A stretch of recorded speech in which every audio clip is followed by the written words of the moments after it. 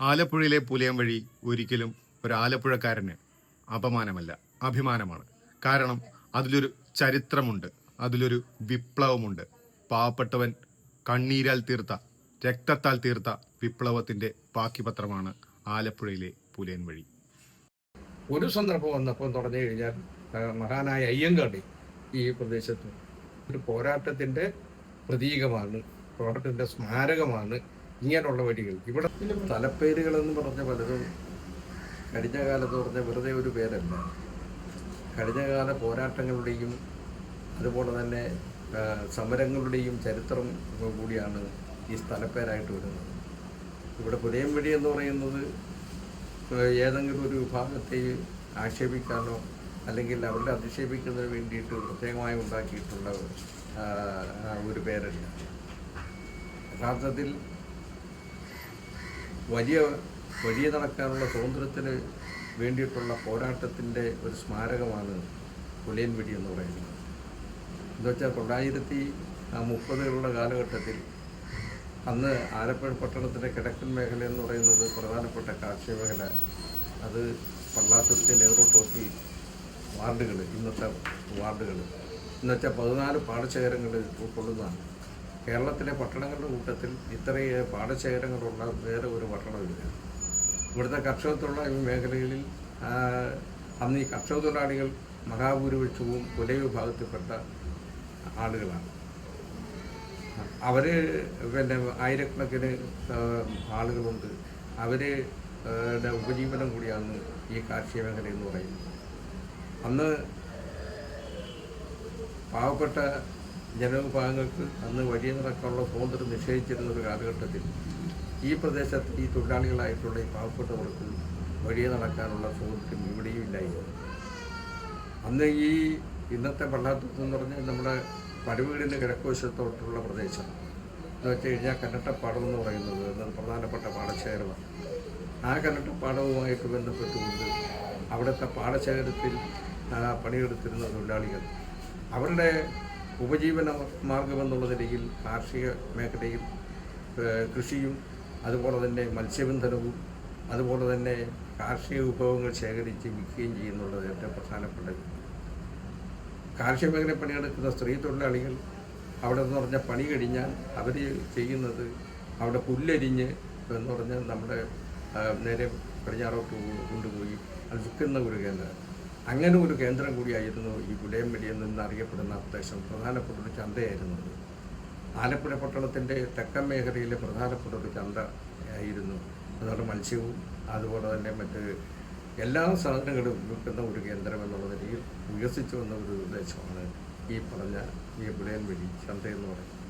അവിടെ എന്ന് പറയുന്നത് ആലപ്പുഴ പട്ടണത്തിൻ്റെ പല ഭാഗങ്ങളിലുള്ള ക്ഷീര വ്യവസായവുമായി ബന്ധപ്പെട്ടവർക്ക് അന്ന് പുല്ല് ശേഖരിച്ചു കൊടുക്കുന്നതിന് പ്രധാനപ്പെട്ട ജോലി ഇവരുടേതായിരുന്നു.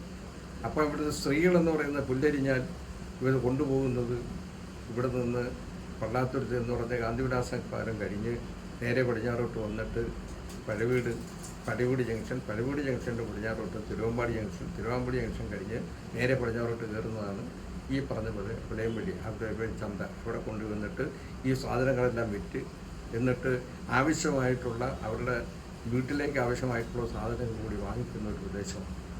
പക്ഷേ എന്ന് പറഞ്ഞാൽ അന്നത്തെ പ്രമാണിമാരായിട്ടുള്ള ആളുകൾക്കും സവർണ മേധാവികൾക്കും അത് ഇഷ്ടപ്പെട്ടില്ല. നമ്മുടെ പഴവീട് പ്രദേശത്തെന്ന് പറഞ്ഞു കഴിഞ്ഞാൽ അന്ന് നായർ വിഭാഗവുമായി ബന്ധപ്പെട്ടുള്ള സവർണ മേധാവികളുള്ള ഒരു പ്രദേശമാണ്.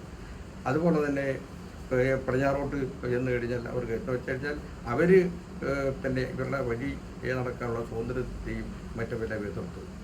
അന്ന് ഈ പ്രദേശത്തെ കാർഷിക മേഖലയിൽ പണിയെടുത്തിരിക്കുന്ന അന്നത്തെ ചെറുപ്പക്കാർ അവർ സംഘടിച്ചുകൊണ്ട് ഇതിനെ ചോദ്യം ചെയ്തു. ഈ പറയുന്ന സന്ദർഭത്തിൽ മറ്റുള്ള നമ്മുടെ സ്റ്റേറ്റിൻ്റെ പല ഭാഗങ്ങളിലും അധസ്ഥിത ജനവിഭാഗത്തെ വഴി നടക്കാനുള്ള അവകാശം നിഷേധിക്കപ്പെട്ട വഴി നടക്കുന്നതിനുള്ള സ്വാതന്ത്ര്യത്തിന് വേണ്ടിയിട്ടുള്ള വലിയൊരു പോരാട്ടം നടന്നു. ഇവിടെ പുല്ലി കൊണ്ടുപോകുന്ന തൊഴിലാളികളെ, സ്ത്രീ തൊഴിലാളികളെ, കടയിൽ പോയി സാധനം മേടിക്കാൻ പോകുന്ന തൊഴിലാളികളെ, കടപ്പുറത്ത് ജോലിക്ക് പോകുന്ന തൊഴിലാളികളെ, ഇവരെല്ലാം ആക്രമിക്കുന്ന സ്ഥിതിയിലേക്ക് വന്നപ്പോൾ ഇവർ സ്വയം സംഘടിച്ചുകൊണ്ട് ഇവിടെ നിന്ന് പറഞ്ഞപ്പോൾ ഈ പറയുന്ന പോലെ പുലയ വിഭാഗത്തിൽപ്പെട്ടുള്ളവർ അതിൽ പ്രധാനപ്പെട്ടതെന്ന് പറഞ്ഞാൽ ഞാൻ പറഞ്ഞു പോയിട്ടുള്ളതാണ് കരിത്തറ കണ്ണര്, പുത്തന്തറ തേവര്, അതുപോലെ തന്നെ കരുവരുത്തറ ശാമുവൽ. ഇവരെല്ലാം ധീരന്മാരായിരുന്നു. അവരെല്ലാം കൂടി സംഘടിപ്പിച്ച് ഇവരുമായിട്ട് പല പ്രാവശ്യം ഏറ്റുമുട്ടലുണ്ടായി. എന്ന് വെച്ചാൽ മറ്റ് സ്ഥലങ്ങളിലെല്ലാം സഹിച്ചുകൊണ്ടിരുന്നെങ്കിൽ ഇവർ സഹിച്ചില്ല. ഇവരൊന്നും ഇതിനെ എതിർത്തു. ഇങ്ങനെ ഏറ്റുമുട്ടലുകളും കാര്യങ്ങളും നിരന്തരമായി ഉണ്ടാകുകയും സംഘടിതമായിട്ട് അവരുടെ സ്ത്രീകൾക്ക് നേരെയുള്ള ആക്രമണം വന്നപ്പോൾ അതിനെ ചെറുക്കുകയും സ്ത്രീകളെന്ന് തന്നെ ശക്തമായിട്ട് എന്നുള്ള സ്ത്രീകളെന്ന് പറഞ്ഞു കഴിഞ്ഞാൽ പുണ്യാന്തര അനന്ത എന്ന് പറയുന്ന പിന്നെ വിമോചന സമരത്തിൽ പഴവീട്ടിൽ വന്നിട്ട് അന്നത്തെ പ്രമാണിമാരെല്ലാം കൂടി വന്ന് ആക്രമണം സംഘടിപ്പിച്ചപ്പോൾ അന്ന് അതിനെ നേരിട്ടതിൽ പ്രധാനപ്പെട്ടത് ഈ അനന്തയാണ്. അനന്ത ഇവരെല്ലാം സംഘടിച്ച് സ്ത്രീകൾ തന്നെ സംഘടിപ്പിച്ച് അപ്പം അങ്ങനെ ഈ പ്രദേശത്തുള്ള ആളുകൾ പിന്നെ ഈ വർഗബോധത്തിന്റെ കൂടി അടിസ്ഥാനത്തിൽ അവർക്കുള്ള നടിയെ നടക്കാനുള്ള സ്വാതന്ത്ര്യവും ജീവിക്കാനുള്ള അവകാശവും നേടിയെടുക്കുന്നതിന് വേണ്ടി നിരന്തരമായി നടത്തിയ സമരത്തിന്റെ ഭാഗമാണ്. തിരുവിതാംകൂർ മഹാരാജാവിന്റെ തന്നെ ശ്രദ്ധയിൽപ്പെടുകയും അതുകൊണ്ട് ഇതിന്റെ പ്രജാസഭയിൽ തന്നെ ചർച്ച ചെയ്യുകയും എന്നാണ് ഞാൻ അറിഞ്ഞിട്ടുള്ളത്. ഒരു സന്ദർഭം വന്നപ്പോൾ പറഞ്ഞു കഴിഞ്ഞാൽ മഹാനായ അയ്യങ്കാളി ഈ പ്രദേശത്ത് പട്ടികാതിക്കാരുടെ ഒരു ക്ഷേത്രം ഇവിടെ ഉണ്ട്. ആ ക്ഷേത്രം 150 ക്ഷേത്രമെന്നാണ്. ആ ക്ഷേത്രത്തിൽ വന്നിട്ട് ഇവരെല്ലാം വിളിച്ചു കൂട്ടി അദ്ദേഹം തന്നെ സംസാരിച്ചു. അങ്ങനെ എന്ന് പറഞ്ഞു കഴിഞ്ഞാൽ എന്ന് വെച്ചാൽ വലിയ ഒരു പോരാട്ടം എന്ന് വെച്ചാൽ നമ്മുടെ ഈ സ്റ്റേറ്റിന്റെ പലഭാഗങ്ങളിലും തിരുവിതാംകൂർ നടന്നിട്ടുള്ള വഴി നടക്കാനുള്ള സ്വാതന്ത്ര്യത്തിന് വേണ്ടി നടന്ന പോരാട്ടത്തിന്റെ ഭാഗം കൂടിയാണ് ഇവിടെ ഈ വൈക്കത്ത് വഴി നടക്കാനുള്ള സ്വാതന്ത്ര്യം അറിയാമല്ലോ, അമ്പലത്തിന്റെ ചുറ്റും. അതെല്ലാം തന്നെ ഒരു പ്രചോദനമാണ് ഇവർക്ക്. ആ പ്രചോദനത്തിന്റെ അടിസ്ഥാനത്തിലാണ് നടത്തിയ പോരാട്ടത്തിന്റെ കൂടി ഫലമായി കിട്ടിയിട്ടുള്ള ഒരു വഴിയാണ് എന്ന് വെച്ചാൽ സാരമല്ല. കാര്യം എന്ന് പറഞ്ഞാൽ ഇവർക്ക് എന്ന് പറഞ്ഞാൽ പഞ്ചായത്തിന്റെ പാടത്തിന്റെ ഉടമകൾ മഹാഭൂരിപക്ഷം എന്ന് പറഞ്ഞാൽ സവർണ വിഭാഗത്തിൽപ്പെട്ടവരാ. അവർക്ക് കിഴക്കോട്ട് വരികയും ചെയ്യണം, പടിഞ്ഞാറോട്ട് ഇവര് വരണം.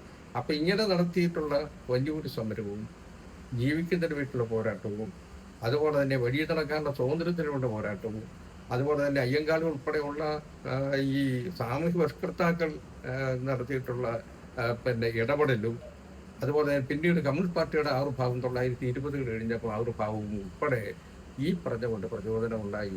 അങ്ങനെ കിട്ടിയ പിന്നെ ഒരു വഴിയാണ്. പിന്നെ എന്ന് പറഞ്ഞാൽ ഇവിടുത്തെ ജോലി കഴിഞ്ഞാൽ പിന്നെ കടപ്പുറത്താണ് പോകുന്നത്.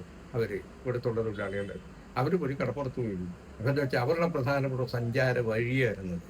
ആ സഞ്ചാരത്തെ തടയുന്നതിന് വേണ്ടി സവർണ മേധാവികൾ ഇടപെട്ടപ്പോഴാണ് അതിനെ എതിർക്കുന്നതിന് വേണ്ടി ശക്തമായ ആണും പെണ്ണും എല്ലാം കൂടി നടത്തിയിട്ടുള്ള പോരാട്ടത്തിന്റെ കൂടി ഫലമായിട്ടാണ് ഈ വഴി അംഗീകരിക്കപ്പെട്ടു കൊടുത്തത്.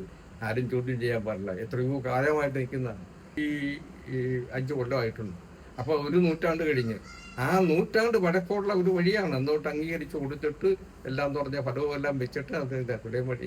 ആർക്കും ആക്ഷേപം ഉണ്ടാകേണ്ട യാതൊരു കാര്യമില്ല. അത് മാത്രമല്ല എല്ലാ വഴികളുടെ പേരുകളും എല്ലാ വഴികളുമായി ബന്ധപ്പെട്ടിട്ട് എന്തെങ്കിലും ഇതുപോലെ തന്നെ വലിയ പോരാട്ടങ്ങളുടെ ചരിത്രമുണ്ട്. ആ ചരിത്ര നിഷേധം അംഗീകരിക്കാൻ പറ്റത്തില്ല.